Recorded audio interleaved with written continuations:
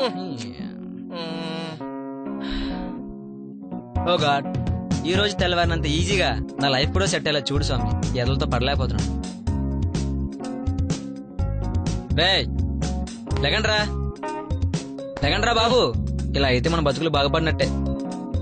మీతో నాకు కుదరదు గాని చల్ లేవండి, తాడో పేడో తేల్చుకుందాం. రేయ్ ఇప్పుడు గనక మీరు లేవలేదనుకో, ఈ రోజు టిఫిన్, లంచ్, డిన్నర్ అన్ని కట్.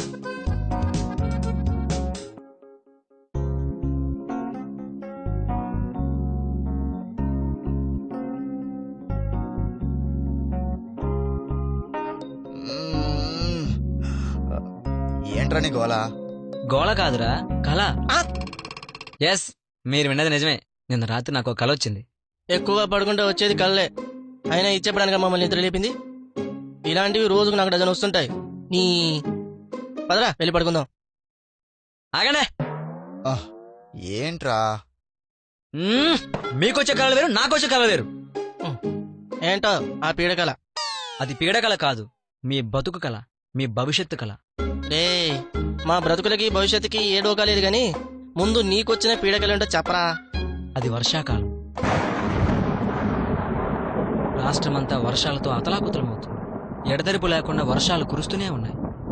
అలా కురుస్తున్న వర్షంలో తిరగడానికి కనీసం గొడుగు కూడా కొనుక్కోడానికి డబ్బులు లేని పరిస్థితి నాది.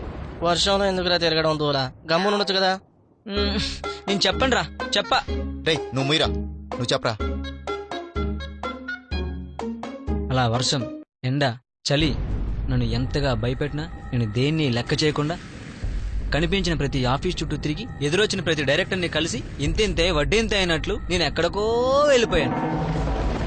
అంత పైగా అలా సాఫీగా సాగుతున్న నా జీవితంలో అనుకోకుండా ఒకరోజు నేను షూటింగ్ అని బయలుదేరుతుండగా నా భార్య నా దగ్గరికి వచ్చి, ఏమండి ఎవరో ఇద్దరు అడుగు తినే వాళ్ళు వచ్చి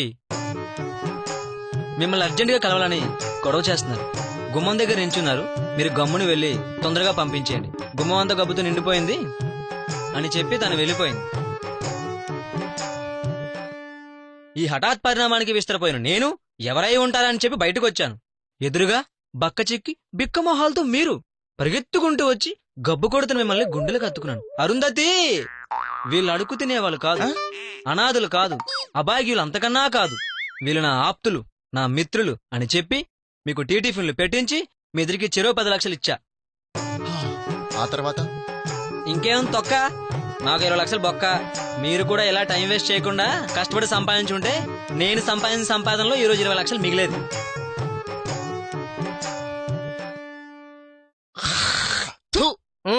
ఇది కలే, ఎప్పటికీ నెరవేరని కళ.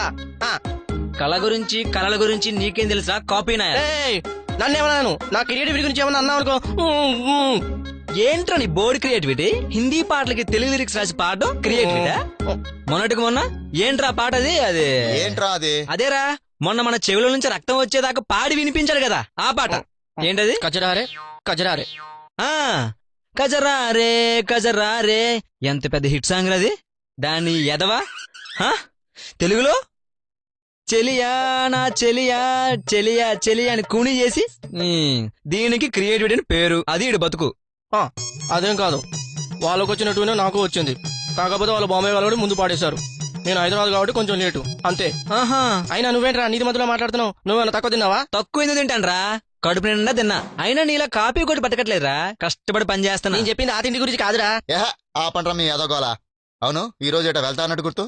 ఎస్, ఈ రోజు కొత్త సినిమా ఓపెనింగ్ ఉంది, ఆ డైరెక్టర్ కలడానికి వెళ్తున్నా. వెళ్ళా గురించు వెళ్తాను. ఈవినింగ్ వచ్చాక చెప్తా మీ పని. ఆ మాట గోడ మీద రాసి పెట్టరా, రోజు చదువుకోవడానికి బాగుంటుంది. నీ సరే